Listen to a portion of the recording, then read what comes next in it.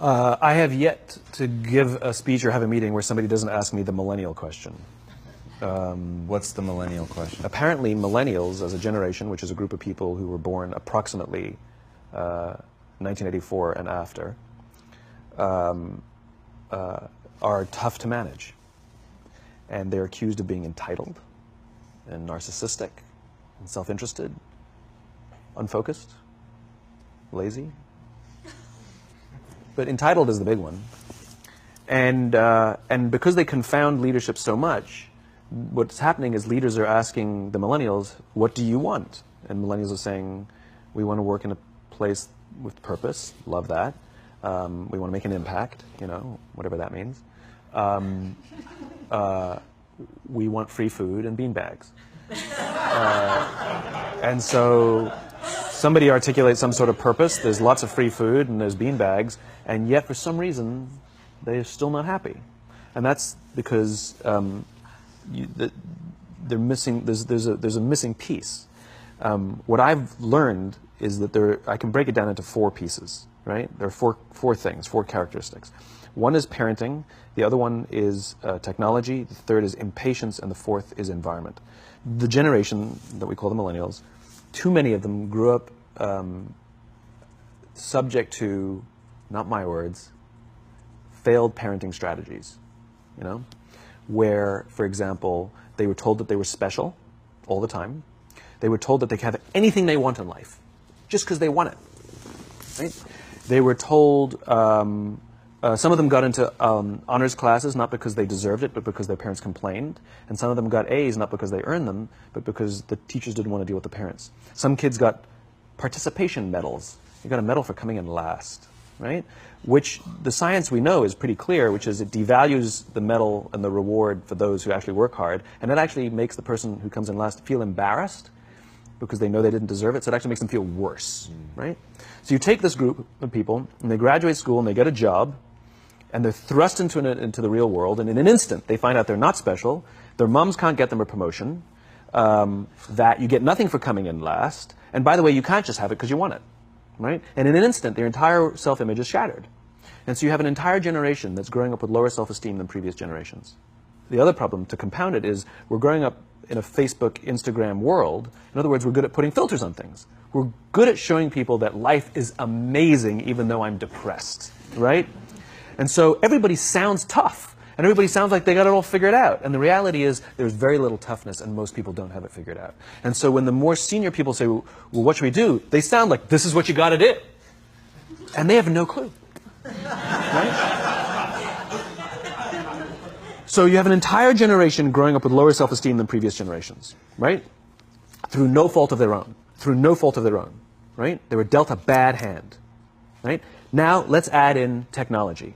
We know that engagement with social media and our cell phones releases a chemical called dopamine. That's why when you get a text, it feels good, right? So, you know, we've all had it where you're feeling a little bit down or feeling a bit lonely, and so you send out 10 texts to 10 friends, you know, hi, hi, hi, hi, hi, because it feels good when you get a response, right? Right? It's why we count the likes. It's why we go back 10 times to see if my Instagram is growing slower. Did I do something wrong? Do they not like me anymore, right? The trauma for young kids to be unfriended, right? Because we know when you get a hit of dopamine, which feels good. It's why we like it. It's why we keep going back to it. Dopamine is the exact same chemical that makes us feel good when we smoke, when we drink, and when we gamble. In other words, it's highly, highly addictive. Right? We have age restrictions on smoking, gambling, and alcohol, and we have no age restrictions on social media and cell phones, which is the equivalent of opening up the liquor cabinet and saying to our teenagers, hey, by the way, this adolescence thing, if it gets you down... But that's basically what's happening. That's basically what's happening, right? That's basically what happened. You have an entire generation that has access to an addictive, numbing chemical called dopamine through social media and cell phones as they're going through the high stress of adolescence. Why is this important? Almost every alcoholic discovered alcohol when they were teenagers. When we're very, very young, the only approval we need is the approval of our parents. And as we go through adolescence, we make this transition where we now need the approval of our peers. Very frustrating for our parents, very important for us. It allows us to acculturate outside of our immediate families into the broader tribe, right? It's a highly, highly stressful and anxious period of our lives, and we're supposed to learn to rely on our friends. Some people, quite by accident, discover alcohol and numbing effects of dopamine to help them cope with the stresses and anxieties of adolescence. Unfortunately, that becomes hardwired in their brains, and for the rest of their lives, when they suffer significant stress, they will not turn to a person, they will turn to the bottle. Social stress, financial stress, career stress, that's pretty much the primary reasons why an alcoholic drinks, right? What's happening is, because we're allowing unfettered access to these dopamine-producing devices and media, basically it's becoming hardwired, and what we're seeing is, as they grow older, too many kids don't know how to form deep, meaningful relationships. Their words, not mine. They will admit that many of their friendships are superficial. They will admit that their friends, that they don't count on their friends, they don't rely on their friends, they have fun with their friends, but they also know that their friends will cancel on them as something better comes along. Deep, meaningful relationships are not there because they never practice the skill set, and worse, they don't have the coping mechanisms to deal with stress. So when significant stress starts to show up in their lives, they're not turning to a person, they're turning to a device, they're turning to social media, they're turning to these things which offer temporary relief. We know, the science is clear, we know that people who spend more time on Facebook suffer higher rates of depression than people who spend less time on Facebook, right? These things balanced. Alcohol is not bad, too much alcohol is bad. Gambling is fun, too much gambling is dangerous, right? There's nothing wrong with social media and cell phones. It's the imbalance, right? If you're sitting at dinner with your friends and you're texting somebody who's not there, that's a problem. That's an addiction. If you're sitting in a meeting with people you're supposed to be listening to and speaking, and you put your phone on the table, face up or face down, I don't care, that sends a subconscious message to the room that you're just not that important to me right now, right? That's what happens. And the fact that you cannot put it away is because you are addicted, right? If you wake up and you check your phone before you say good morning to your girlfriend, boyfriend, or spouse, you have an addiction. And like all addiction, in time, it'll destroy relationships, it'll cost time, and it'll cost money, and it'll make your life worse, right? So you have a generation growing up with lower self-esteem that doesn't have the coping mechanisms to deal with stress, right? Now you add in the sense of impatience, right? They've grown up in a world of instant gratification. You want to buy something, you go on Amazon, it arrives the next day. You want to watch a movie? Log on and watch a movie. You don't check movie times. You want to watch a TV show? Binge. You don't even have to wait week to week to week, right? I know people who skip seasons just so they can binge at the end of the season, right? Instant gratification. You want to go on a date? You don't even have to learn how to be like, hey. You don't even have to learn and practice that skill. You don't have to be the uncomfortable one who says yes when you mean no and says no when you mean no and yes when you... You don't have to swipe right. Bang, I'm a stud. Right?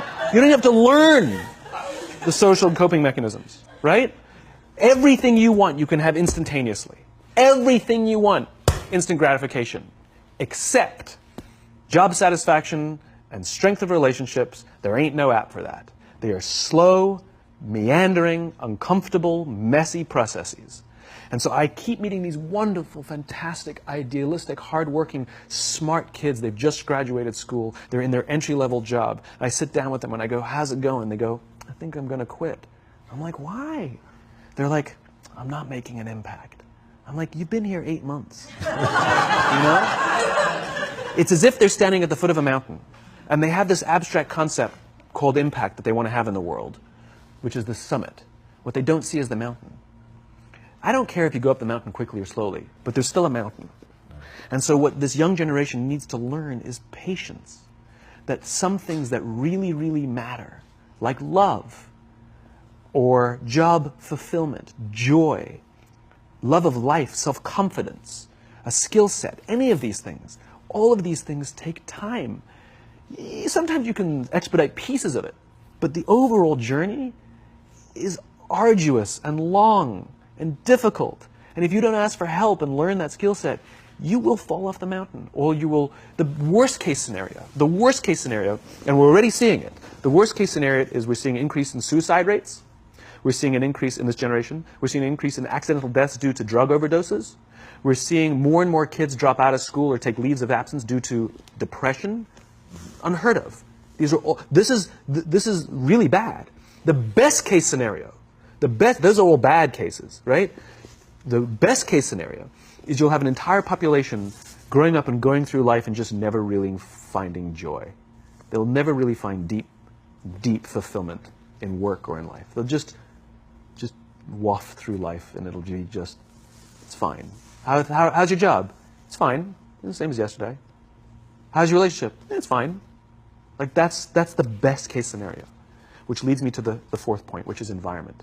Which is we're taking this amazing group of young, fantastic kids who were just dealt a bad hand. It's no fault of their own. And we put them in corporate environments that care more about the numbers than they do about the kids. They care more about the short-term gains than the long-term life of this young human being. We care more about the year than the lifetime, right? And so we are putting them in corporate environments that aren't helping them build their confidence, that aren't helping them learn the skills of cooperation, that aren't helping them overcome the challenges of a digital world and finding more balance, that isn't helping them overcome the need to have instant gratification and teach them the joys and impact and the fulfillment you get from working hard on something for a long time that cannot be done in a month or even in a year. And so we're thrusting to them in corporate environments, and the worst part about it is they think it's them. They blame themselves. They think it's them who can't deal. And so it makes it all worse. It's not. I'm here to tell them it's not them. It's the corporations. It's the corporate environments. It's the total lack of good leadership in our world today that is making them feel the way they do. They were dealt a bad hand, and I hate to say it, but it's the company's responsibility. Sucks to be you. Like, we have no choice, right? This is what we got, and I wish that society and their parents did a better job. They didn't. So we're getting them in our companies, and we now have to pick up the slack. We have to work extra hard to figure out the ways that we build their confidence. We have to work extra hard to find ways to teach them the social skills that they're missing out on. There should be no cell phones in conference rooms. None. Zero. And I don't mean the kind of like sitting outside waiting to text. I mean like when you're sitting and waiting for a meeting to start, this is what we all do. We all sit here and wait for the meeting to start. Meeting starting? Okay. And we start the meeting. No, that's not how relationships are formed. Remember we talked about it's the little things? Relationships are formed this way. We're waiting for a meeting to start and we go, how's your dad? I heard he was in the hospital. Oh, he's really good. Thanks for asking. He's actually at home now. Oh, I'm really glad. It was really amazing.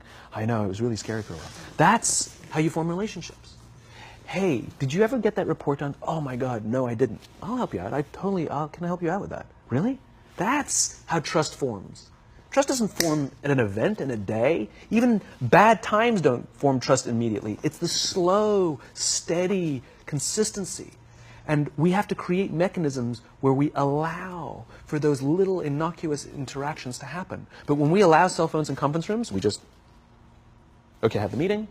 And then my favorite is like when there's a cell phone there and you go like this, you go. It rings and you go. I'm not going to answer that. Mr. Magnanimous, you know. When you're out for dinner with your friends, like I do this with my friends. When we're going out for dinner and we're leaving together, we'll leave our cell phones at home. Who are we calling? Maybe one of us will bring the phone in case we need to call an Uber or take a picture of our meal. That's what I was saying. Come on. I'm an idealist, but I'm not insane. You know? Not a heathen. I mean, it looked really good. We'll take one phone. And so it's like an alcoholic. The reason you take the alcohol out of the house is because we cannot trust our willpower. We're just not strong enough.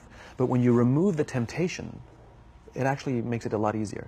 And so when you just say, don't check your phone, people literally will go like this. And somebody will go to the bathroom, and what's the first thing we do? Grab the phone. Because I wouldn't want to look around the restaurant for a minute and a half, you know? But if you don't have the phone, you just kind of enjoy the world.